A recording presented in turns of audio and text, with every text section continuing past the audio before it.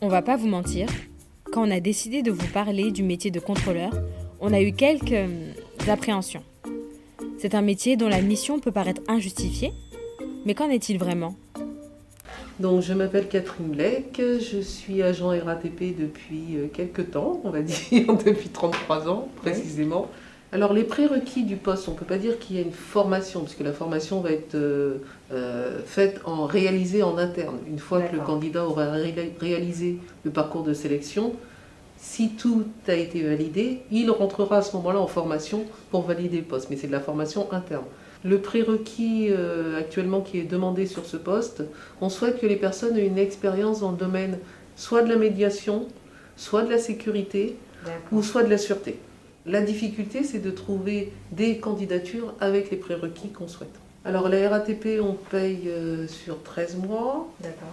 Donc les salaires que je vais vous indiquer sont hors prime et hors 13e mois. On est dans une fourchette entre 1600 et 1700 euros. Les contrôleurs peuvent exercer leur métier soit en service matin, en service après-midi ou en service nuit. Sinon, les avantages, je vous dirais que exercer cet emploi au sein de l'entreprise permet d'avoir des débouchés sur de nombreux autres métiers.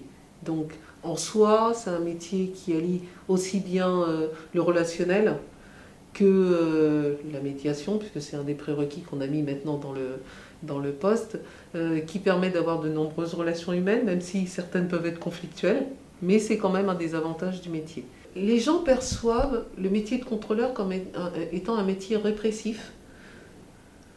Moi, je me rappelle avoir noué beaucoup de relations humaines. Pourquoi ? Parce qu'on rencontre beaucoup de monde, c'est clair. Certains seront pressés, donc on va les déranger 10 secondes pour leur demander un titre de transport. Mais d'autres vont exprimer leur satisfaction de voir enfin l'entreprise faire en sorte que les règles soient appliquées.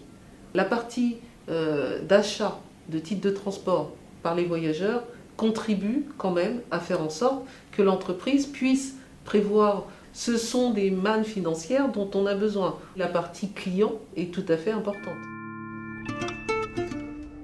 Chers voyageurs, Finalement, cette entrevue nous a permis de mieux comprendre le métier de contrôleur. Le contrôleur, c'est aussi une présence humaine qui peut rassurer et qui a son utilité. C'est un métier qui a ses avantages. C'est un travail d'équipe où il n'y a pas de routine. On y rencontre du monde et il y a de vraies possibilités d'évolution. Donc sois cool et envoie du love à tes contrôleurs. Bisous.